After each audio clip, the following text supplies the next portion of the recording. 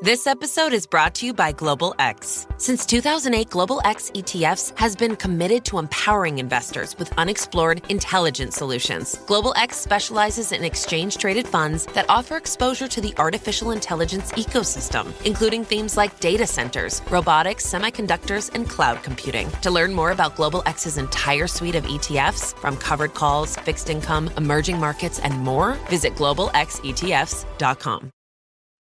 You know what's smart? Enjoying a fresh gourmet meal at home that you didn't have to cook.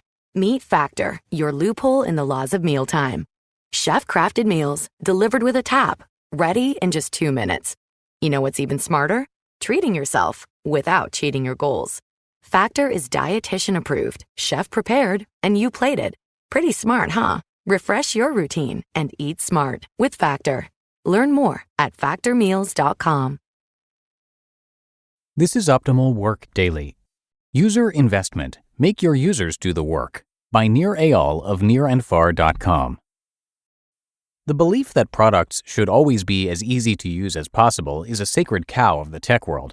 The rise of design thinking, coinciding with beautiful new products like the iPhone, has led some to conclude that creating slick interfaces is a hallmark of great design. But like all attempts to create absolute rules about how we should interact with technology, the law that design should always decrease the amount of effort users expend doesn't always hold true. In fact, putting users to work is critical in creating products people love. This will be referred to as user investment or investment. Several studies have shown that expending effort on a task seems to commit us to it. For example, when buying a lottery ticket, players are able to either choose their own numbers or play a set of digits generated randomly.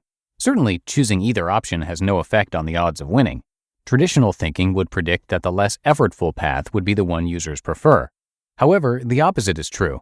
Despite the considerable effort required to pick the lottery numbers, a process reminiscent of filling out multiple choice questions on the SAT, players who choose their own numbers play more. This phenomenon isn't just about a skewed perception of luck. According to a classic study by Ellen Langler, even when players are explicitly told their chances of winning, they choose to trade worse odds for the ability to play the numbers they spent the time and effort picking. Examples of how escalations of commitment makes our brain do funny things abound. Its power makes some people play video games until they keel over and die. It's used to influence people to give more to charity. It has even been used to coerce prisoners of war to switch allegiances. Commitment is powerful stuff, and it plays an important role in the things we do, the products we buy, and our perception of who we are. Totally committed. The last step of the hook model, a framework I developed to help explain a pattern found in habit-forming products, is the investment phase. After a user has been triggered into action and duly rewarded, the investment phase is where the user is asked to do work and starts building commitment. It is here that the user is prompted to put something of value back into the system, typically in the form of time, money, physical effort, social capital, or personal data. As in any feedback loop, the cue, action, and reward cycle predictably condition a series of behaviors. Whenever users want the reward, the thinking goes, they do the intended action. For example, what prompted you to start reading this article? You were probably feeling a bit bored and were looking for something stimulating to read. You took the cue, boredom, now you're doing the action, reading, and you're now anticipating the reward. Keep reading, it's coming. But this pattern differs slightly in products that truly hook users. The brain has a unique system for keeping us searching for rewards. It adapts. Soon, something that seemed novel and interesting becomes common and dull. To keep pace with the brain's adaptation to stimulus, habit-forming products improve with repeated use. It is here that the investment phase is critical. Bits of work for future reward. Unlike actions in the standard feedback loop, investments are about the anticipation of rewards, not immediate gratification. The investment is a bit of work, which makes the user more likely to use the product in the future. In Twitter, for example, the investment comes in the form of a follow. After a few flicks through the stream have primed the user with titillating tweets, the user will find someone new and interesting to invest in. While there is no immediate reward for following someone, doing so makes the service more valuable and more likely to be used next time. LinkedIn provides another example of a company that understands the power of asking users to make small investments in the site. As Josh Ellman, an early senior product manager at the company, told me, quote, "If we could get users to enter just a little information they were much more likely to return. We made you type in your current title and position at sign-up, and then we're able to use that to draw you back in." End quote. The tiny bit of effort associated with providing workplace information created a hook the system could then use to get users to return. Commitments as a strategy. Habit-forming technology creates an association with an internal trigger, an itch to use the product, unprompted by an explicit call to action. The user engages with the service whenever cued by a particular emotion or context. The investment is the string that pulls the user back. The aim is to get the user to return unprompted. To do this, the habit-forming company increases the value of the product with each pass through the hook model. Value is added to the system in two ways. Stored value. Every time users input data, they create stored value. Evernote, Salesforce, and Pandora provide examples of products which do not necessarily create burning desires, but create habits by getting users to do bits of work. A habit is a behavior without, or with very little, cognition, and thus these products meet this definition. People use these stored value products as part of their regular routines. The more users invest, the less they think about using them. Evernote's Smile Graph demonstrates how, over time, users increased engagement with the service the more they used it over time. Other stored value technologies, like games, create rabid users by getting them to invest every time they play. Racking up higher scores, advancing to the next level, or earning and tending to virtual goods like a cow on a farm or the clothes on an avatar are all examples of the power of commitment. These game mechanics disappear if the user stops playing, increasing the need to stay engaged. The stored value of these elements of the game are earned with time spent playing or purchased outright with real money. Network value. Products that increase in value as a greater number of people use them have a network effect. Companies which display this characteristic give investors joyful palpitations because of their ability to become industry standards and crowd out rivals. eBay, Skype, Airbnb, Pinterest, and older technologies like the fax machine and telephone get better the more users join the network. The killer combo.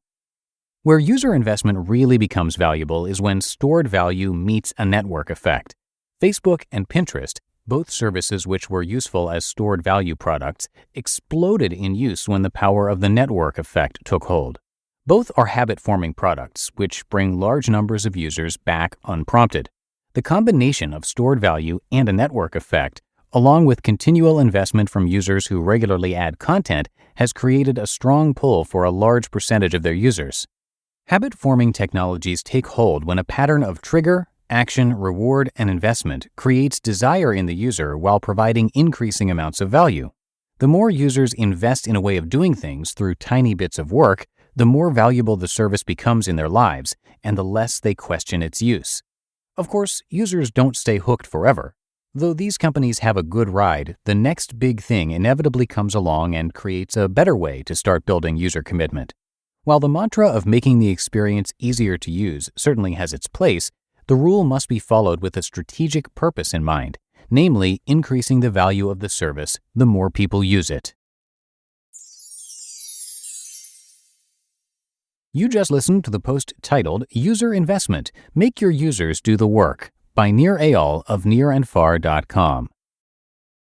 Ever go on a date so bad you need an everything shower? Luckily for you, Billy makes products for that. A loofah full of nourishing body wash can scrub off the cringe from that extremely awkward hug. A full body shave with Billy's award-winning razor will remind you what going smoothly actually feels like. And hydrating body lotion can delete dryness faster than you can delete the dating apps. You've got your reasons. Billy's got your routine. Shop in-store and at mybilly.com.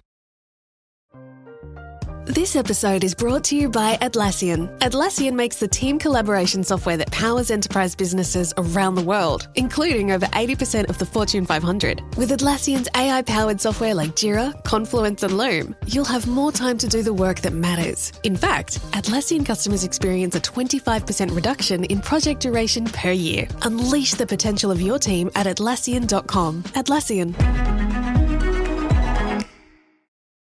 And a big thanks to NirAyal. His name and site, by the way, are spelled N-I-R.